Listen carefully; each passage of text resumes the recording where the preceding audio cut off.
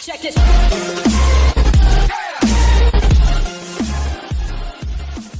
This is Review Geek 3000. Help us out here and subscribe. And yes guys, this is the Contenders Corner, and if you have not seen our recent videos, then please visit our channel at Review Geek 3000 and take a peek. There is a broad wide range of videos there on the channel. We are a gaming channel, we are a wrestling review channel, and we do other reviews for different merchandise, and that is for games, consoles, subscription boxes, comic books and figures. Just guys, there is a broad range of videos there for anybody who enjoys different topics there. Just guys, visit our channel for the Contenders Corner Review 4, and that was a predictions video of Hell in a Cell, plus we did a review on The Undertaker's streak in that video, so please stay tuned for that and click on that video and like that video, view that video. There is also a gaming series that we do on our channel, and the series that we have chosen on this channel for this series was Star Wars Squadrons, and that is on the channel also. Just because we're going to go straight into it here, and this is the Contenders Corner, and we are doing the Hell in a Cell review. Just guys, the show kicks off.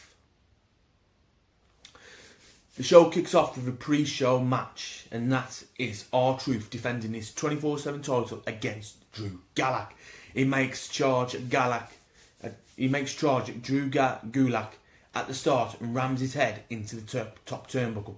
They exchange some blows, and before Gulak knocks down R-Truth and attacks his leg, Gulak locks in a standing side headlock, knocks R-Truth to the mat, and again works on his leg. Here we saw some technical wrestling here from both men, and in the end R-Truth countered Gulak's sunset flip with a jackknife for the pin of 3. We can then see Lynch, Dorado, Grand Metalik and Akira Tozawa chase R-Truth out of the Thunderdome, and that was that. And the Contenders Corner rating for this match is a 3 out of 5. It was a good match to start off the show, and I think it could have been a bit longer, but the time limit for that match was around 5 minutes.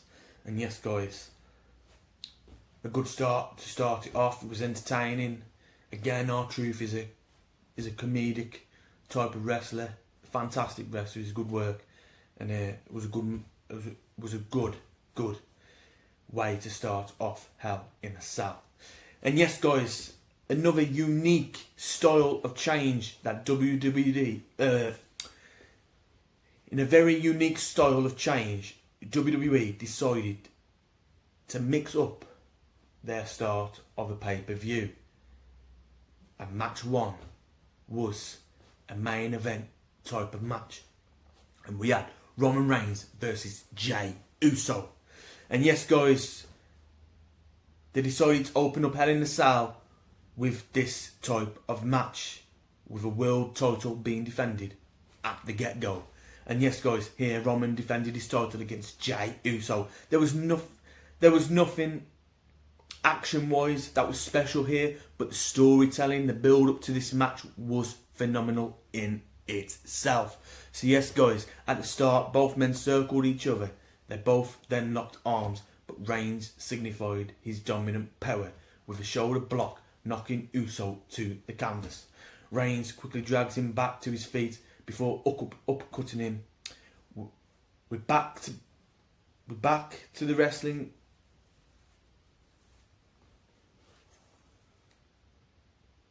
Guys.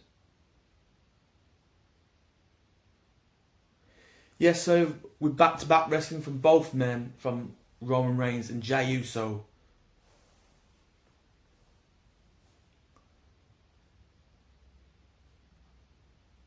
For a time limit of 29 minutes. You can see that we could see that Jay Uso showed a lot of heart during this match, and he was never going to quit in this match. But again, we saw in the end Roman Reigns locking in the Dragon Choke on Jimmy, for then Jay Uso to force himself to quit to save his brother Jimmy. Then the Tribal Chief raises the belt in the air as he walks up the ramp, standing alongside Sika and Afa. Just goes, we did have a little short promo after the match where it was Jay Uso and Jimmy lying on the floor, and you could see Jay Uso kind of shouting the words, "This isn't new," to Roman Reigns, and Roman Reigns then started crying on the ropes, dropped, sat down as Uso exchanged words to Roman, and Roman Reigns then saying he's a different man. And so yes, guys, what do you think of this storyline, this build-up, this heel change for Roman? Are you liking it? Or but then again, the time limit was 29 minutes. I thought it was a good match. Again, it was another good match to start off Hell in a Cell. And I'm very critical of Roman's work, but the build up to this match and the feud were very great. So in all, I'm giving this match a 4 out of 5. And the action, I wasn't much for in the match, but again, the build up, the storyline to it, how it all traded off, it worked well for Hell in a Cell. I am very critical of Roman, but I think in this match he won me over in this match. In this pay-per-view. Match 2, Jeff Hardy versus Elias. Jeff Hardy gets disqualified by hitting Elias across the back with Elias's guitar. The match was quick, back to back. I was shocked really how quick this match ended. Again, had a good build-up, but the match should have lasted longer. Very unimpressed with this one, as I thought Jeff Hardy would have been the man to beat Elias. But again, you know, it is what it is. WWE are very thingy with their creativity here, but Jeff Hardy should have nailed this one in the bag really, but you know, I'm disappointed with this one because again, Jeff Hardy shouldn't have took a bump for Elias in this one, but it is what it is, and it's Contenders Corner's rating for this match. I'm going to give this a 2. I'm going to give this a 2. I was really unimpressed with it. And we're back for the part 2 of this video. And sorry about that, guys. They just cut off for some reason. Again, the battery died out. So again, match 3, Otis versus The Miz. Again, with this match having the Money in the Bank on the line, I just generally think WWE are screwing over Otis here, just like they did with Braun Strowman many times. But hey, it's a match, I have to review it. So here we go. Otis starts off very strong and tosses the Miz across the ring and smashes him into the corner. Miz gets to his feet, goes for the skull crushing finale early, but Otis blocks it. The tray blows, Miz jumps Otis outside the ring. Otis levels the Miz before getting back in the ring. Morrison then distracts the Miz to bide him enough time so he can hit the DDT on Otis. The referee gets distracted here so that Morrison can land a cheap shot from the outside. Morrison gets ejected from the ringside after being seen trying to hit Otis with the briefcase. But in shocking fashion, Tucker betrays Otis and takes out Otis with the Money in the Bank briefcase, giving the Miz the win here. What a timetable of events here. I did not think this would have happened from Tucker, But again, my mate said that Otis and Tucker were going to split. He predicted this, and I hold his hand to it. This was shockingly. I didn't think this would happen. Not in Hell in a Cell. I thought it would have happened at some point, but not so quick here. But again, this is the Contenders Corner match rating. I'm going to give this a 1.5 out of 5. It was an okay match. It was too quick for me, and that's why I'm giving it that rating. It was too quick. Again, a big build up to the Hell in a Cell match here. It could have been longer, in my opinion. But it is what it is. It's WWE, and you win, you lose some, and you win some with WWE. And in fact, but with a time limit of 7 minutes, it weren't for me really. But still, it was a decent match for the pay-per-view. And again, we have to move on. And yes, we go into match 4 here, and this is Sasha Banks versus Bayley. With a lot of history between the two women, Sasha was heading into this match with a lot of bad blood for Bayley. Tensions rose as Bayley entered the ring with her favourite weapon, the chair. But shortly enough, this was kicked out of her hands by Sasha. Back-to-back fighting throughout by both women. Both women gave the fight hard on this pay-per-view, and only thing missing was the electricity needed to carry this match over by the fans. But in the end, Sasha too delivered her retribution, and it all paid off on this night as she left Hell in a Cell the victor and rose that championship high yet again.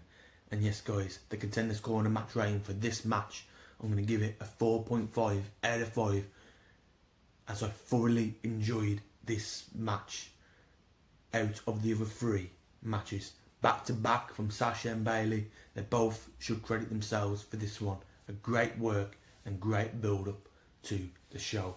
And yes guys, a fantastic match.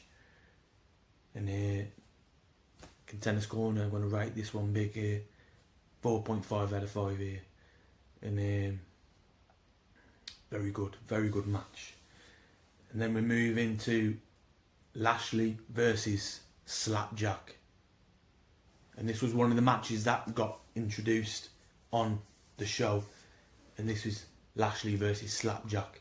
Again, another quick match. Could have been better booked, but the match could have lasted a lot longer for it to be believable. But they traded blows from the start. Slapjack hits a 2 count. Lashley then brings the fight with a spine buster and a hurt lock and claims the win at the night. Lashley defeats Slapjack with the hurt lock to get the free count very early in quick fashion in 3 minutes. Again, it was too quick. That was the only thing. I think there was rushing these 2 matches. I think, you know, the Otis match, Otis versus The Miz, Lashley versus Slapjack, it could have been at least a 10-minute booking, a 10-minute, you know, give it. But it is what it is, guys. But Contenders Corner match rating here, I'm going to give it a 1 out of 5. And that's only because it was too quick for it to be believable. It was not believable for me. It was just pathetic. But anyway, guys, match 6, and this was Drew versus Randy Orton for the main event. For the gold. Yes, guys. The WWE Championship. And as always, for anybody in this, for in this career, knows that the only goal in it for one thing, and that is the gold. And Randy, again, so with a lot of So with a lot of bad blood between both men, with Randy already losing the previous past 2 bouts, was Randy going into this match as a loser again?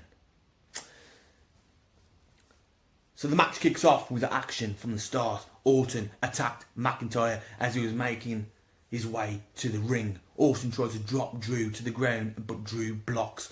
Drew connects a punch and slams Orton into the cell. McIntyre brutally attacks Orton around the cell. Drew delivers a chair shot to the back of Orton and connecting the steel steps to the face of Orton. Drew rolls Orton into the ring and to try and deliver the Thunderdome an early roundup, an early finish with a Claymore. But Orton grabs a chair and connects a ferocious blows to Drew's knee and back. Orton grinds the chair into his jaw and catapults Drew into the turnbuckle. Jaw first. What a match already, guys. Seriously, wow. What a fantastic match.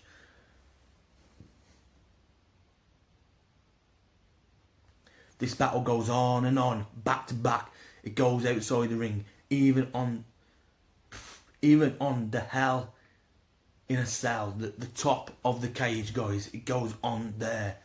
Orton knocks McIntyre off the cell into a table below, symbolising the iconic match between Undertaker and Mankind. What a battle this goes, as both men put their bodies on the line for a great match. Orton gets the win as McIntyre goes for a Claymore kick, but Orton counters with the RKO and gets the pin. 1, 2, 3. So yes, guys, Randy Orton holds that belt high as now Evolution hold a record of 50 belts between Batista, Ric Flair, Randy Orton and Triple H. They all hold together, the faction Evolution, 50 belts between them, with Batista 6 belts, Triple H 14, Randy Orton now has 14 and Ric Flair 16. So yes, guys, 50 belts Evolution have now required. What a faction, guys. You know, again, guys, I knew in this match Randy was going to become the champion. And again, guys, I predicted 3 things in this Hell in a Cell, and I predicted that Roman Reigns was going to be the victor. I predicted that there was going to be a women's changeover and Sasha was becoming the new women's champion. I predicted that Randy Orton, there was going to be a changeover of the WWE Championship and Drew McIntyre was going to lose at Hell in a Cell and Randy Orton was going to become the victor. And the one thing here, guys, is that Randy Orton, Hell in a Cell is his playground. He knows that environment. He knows it. He's been in it. He's been in it long enough. He has battled great opponents in that ring, guys. And he has the experience in that environment. And he was going to become the WWE Champion again at Hell in a Cell. And he has done it now, guys. At Hell in a Cell, he has won that title at Hell in a Cell 3 times now. And fantastic. What a match that WWE held and ended Hell in a Cell. This was an extraordinary show. We had bad matches, we had 3 tremendous matches, but I think here, guys, that this pay-per-view was full of surprises. But the failure to put Alexa and The Fiend, that little bit of creativity the Hell in a Cell needed for this pay-per-view. And even I believe, guys, the fans were hoping for a Fiend and Alexa surprise on this night. But the failure to do that was the only thing that dragged this pay-per-view down. I was expecting The Fiend to attack Randy Orton or come out in the Roman match at some point in the pay-per-view, but it never happened. But the Contenders Corner show rating. Overall, guys, we had bad matches and we had 3 extraordinary matches, but it all combined very well, and I'm going to give that an 8 out of 10. Truly and simply that it starts off high with Roman versus Jay Uso. We had the middle match and it was great. Sasha versus Bayley, and then it ends well. It ends extraordinary. With extraordinary fashion, guys. It ends well. With a match, with a main event of Randy Orton and Drew McIntyre. And they worked it well, guys. And it was absolutely awesome indeed. And this is the Hell in a Cell review. And this was the Contenders Corner, guys. And yes, guys, if you have not liked, shared or subscribed, then please do. This is the Contenders Corner, our talking wrestling show. And yes, guys, this is Review Geek 3000. And we have done a fantastic review here.